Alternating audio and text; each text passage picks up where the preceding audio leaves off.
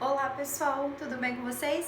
Então olha só, a Prof tá aqui hoje para explicar para vocês o nosso último capítulo aí da disciplina de Física, tá bom?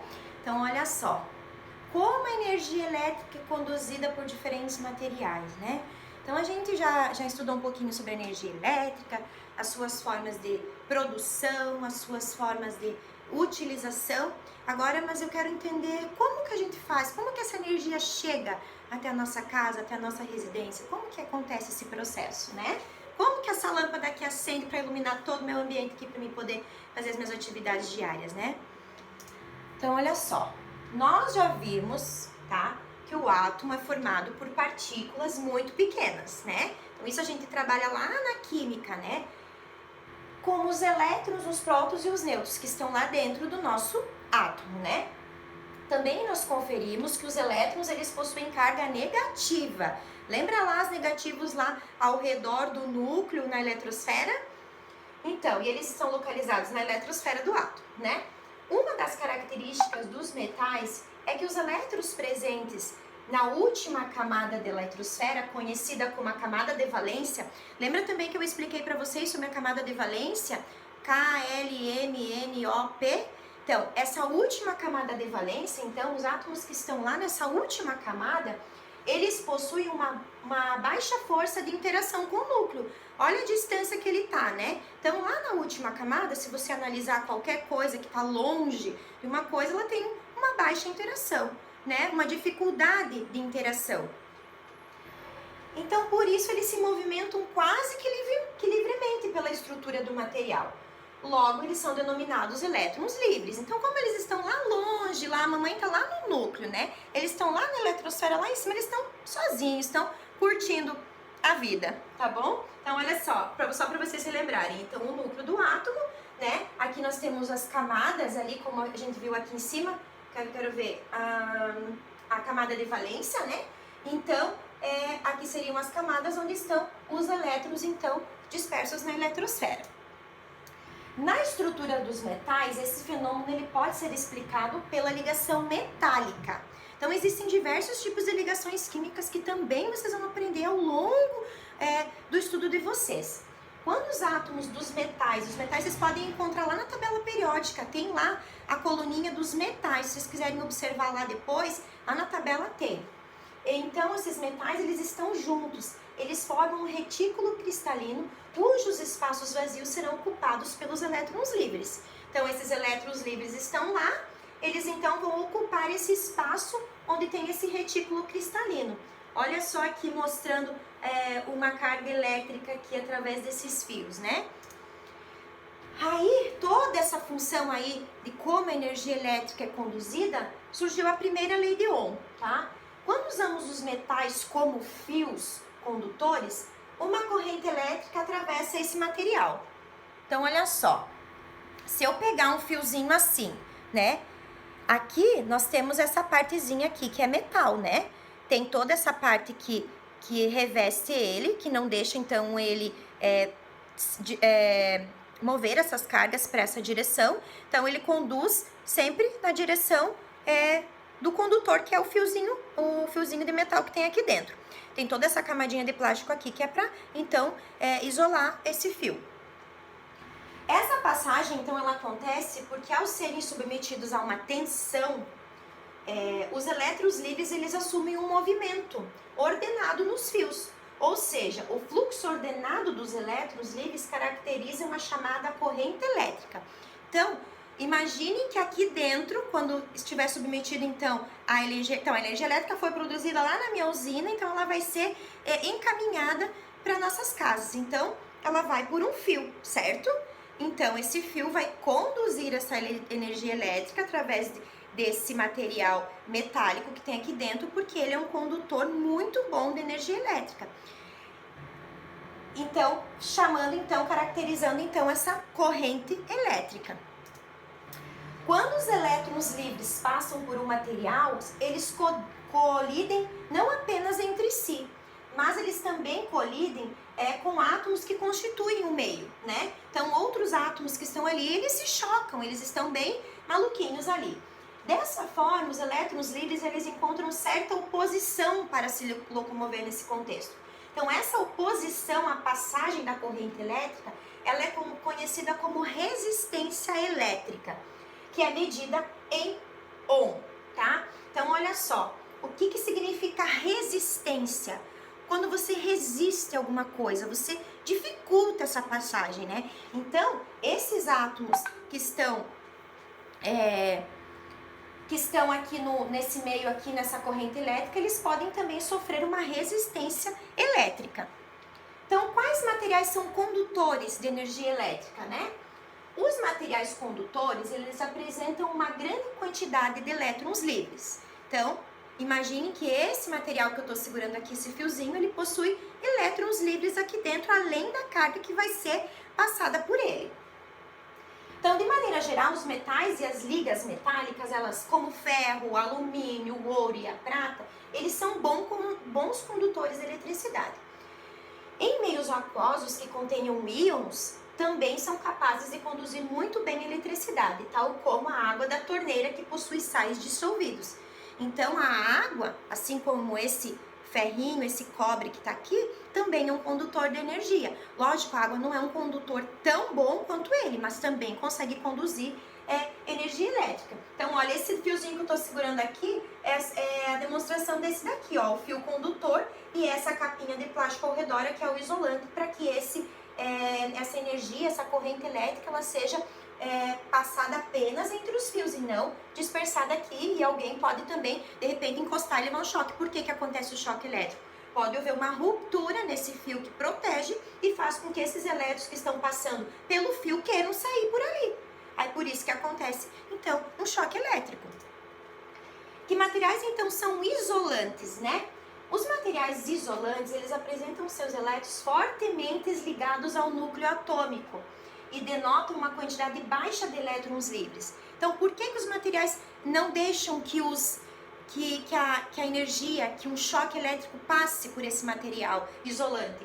É porque ele tem, então, uma forte ligação ao núcleo. Então, ele não está livre lá na eletrosfera como estava ali no início, lembra que eu expliquei? Ele está mais próximo do núcleo, então, esses átomos que compõem esse material isolante. Então, ele não deixa que esses elétrons livres passem, porque ele está bem concentrado lá. Então, o plástico, a borracha, a cerâmica e a água pura deionizada, sem íons, deionizada é tirar todos os íons que tem na água, tá? Elas são exemplos de materiais isolantes. A nossa queridinha aqui, fita isolante, né, pessoal? Ela é, então, um material isolante, tá? Também eu trouxe aqui um exemplo de um material isolante, que é essa chavinha aqui. Por exemplo, eu tô lá mexendo numa tomadinha, alguma coisa, tem um fio descascado, alguma coisa. Eu não vou levar um choque, porque essa superfície desse cabo que possui esse material aqui de plástico, ele vai, então, me proteger. Ele não vai deixar que a corrente elétrica que foi gerada aqui, que aqui é um condutor, ele seja passado para cá, que é um isolante. Então, por isso que é muito importante a gente utilizar materiais que tenham essa proteção aqui, como esse. A segunda lei de Ohm. Então, vamos lá. Então, você já reparou que no chuveiro elétrico, os fios costumam ser mais grossos do que os fios de dispositivos elétricos comuns? Por quê, né? Como o fluxo de elétrons é muito intenso nesse tipo de fio, se não houver espaço suficiente para esses elétrons passarem, eles vão começar a colidir uns com os outros. A partir dessas colisões ocorre um aumento na temperatura do condutor, conhecido como efeito Joule. Então você já pode, de repente, já aconteceu com vocês, de vocês estarem tomando banho e fazer aquele cheiro de queimado, de fio queimado, aquele cheiro de borracha. Então, o que está acontecendo? Alguma coisa aconteceu, aquele fio não está mais suportando essa carga de elétrons que está ali se agitando para aquecer a sua água do seu chuveiro.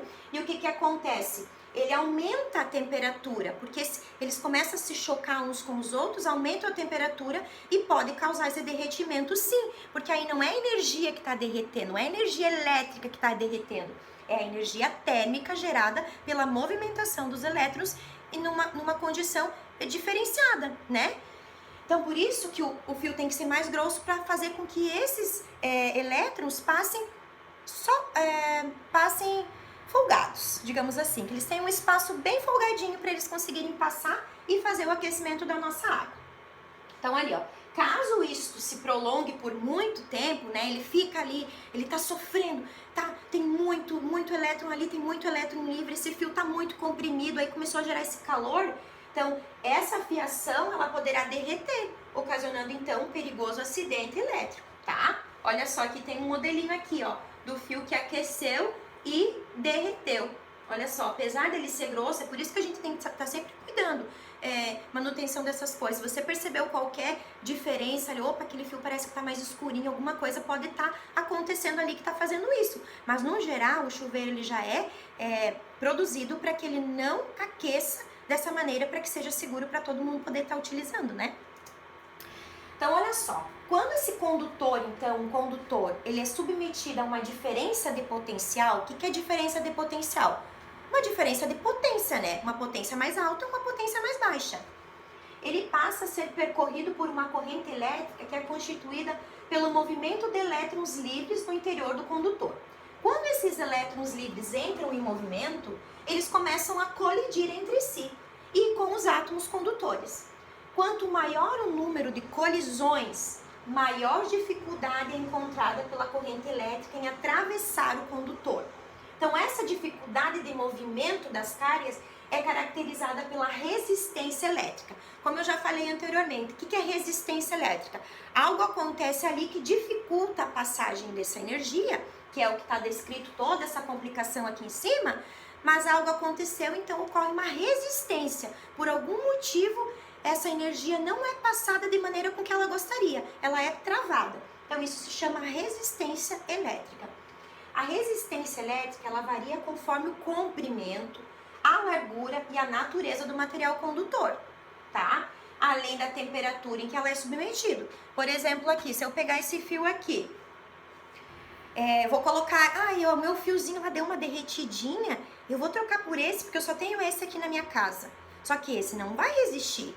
Então, a resistência dele é muito baixa para aquela quantidade de energia e de calor que vai ser submetido lá no meu chuveiro. Então, isso não vai ser possível, então isso não vai funcionar. Então, vai variar então da largura, do comprimento ou do tipo de material, essa resistência. Então, todos esses fatores são relacionados por uma equação conhecida como a segunda lei de Ohm. Essa equação, pessoal, tá lá no livro, tá? Observem lá, agora eu não quero entrar na equação, porque eu queria mesmo era explicar para vocês os conceitos de tudo isso. As equações a gente pode discutir na nossa videoaula, tá bom? Então, qual é a importância dessa resistência? Tá, professora, mas... Então, essa resistência, ela tá sempre aí? Por que ela existe? O que ela faz, né? Então, olha só, assim como o próprio nome já diz, as resistências elétricas, elas têm por finalidade conseguir suportar a corrente elétrica que passa à sua volta.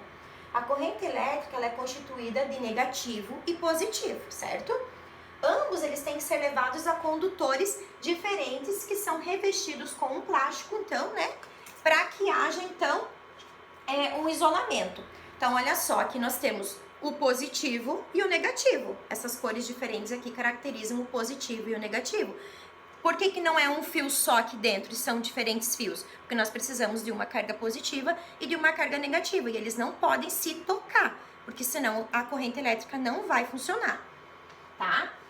Então, quando o positivo e o negativo são colocados juntos, há uma reação, que no caso da energia elétrica domiciliar acontece apenas algumas faíscas, porém é algo que não permite o funcionamento de algum determinado aparelho. Então, se de repente esses dois fiozinhos aqui se tocarem, o normal não é acontecer uma grande explosão, algo assim. Mas esse material não vai funcionar. Então, às vezes, alguma tomadinha parou de funcionar, você não sabe por que essa tomada não tá ligando e tal. Aí, se você abrir o interruptor, dar uma olhadinha, de repente os fiozinhos de positivo e negativo estão se tocando. Então, por isso que ele não funciona mais a passagem de energia para ali. Ele ocorreu, então, essa resistência e não funcionou mais.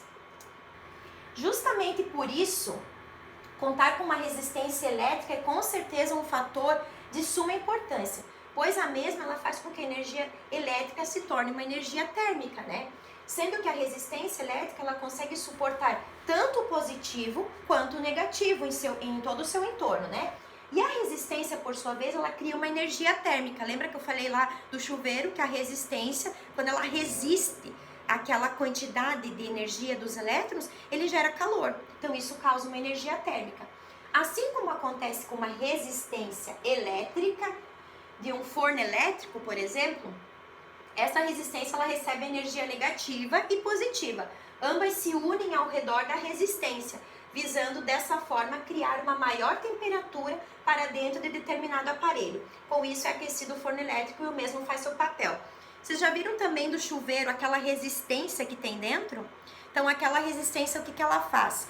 A energia elétrica chega até ali, então aquela resistência a partir da energia elétrica gera calor, o que faz a nossa água esquentar para a gente tomar banho. Então lembra que às vezes acontece, poxa, meu chuveiro queimou, eu vou trocar a resistência. Então se eu trocando a resistência vai funcionar, porque deu um pane ali na resistência, mas o chuveiro continua funcionando igual e a eletricidade está chegando ali igual. Só que se essa resistência deu pane, o chuveiro para de esquentar, não é verdade? Então ele queima, ele para de aquecer. É também uma forma de segurança. Então, se a resistência não funcionou, ela está mostrando, opa, alguma coisa está errada. Sobrecarregou, essa carga foi sobrecarregada e ocasionou, então, a queima dessa resistência. Dúvidas, pessoal? Então, olha só um esqueminha aqui, olha a corrente elétrica passando aqui. E olha ali a lei de Ohm ali que a gente trabalhou ali em cima da resistência elétrica, segurando, porque esse calor tá demais aqui. Então vamos segurar esse calor, porque senão vai queimar minha resistência aqui. Então olha só, pessoal, espero que vocês tenham compreendido um pouquinho sobre o assunto de hoje aqui, sobre a energia elétrica e alguns condutores e isolantes térmicos. Qualquer dúvida a gente vai conversando nas nossas aulas posteriores. Espero as dúvidas de vocês, me mandem no WhatsApp, me mandem quando vocês puderem, que assim que possível eu respondo vocês, tá bom? Um abraço a todos e boa semana!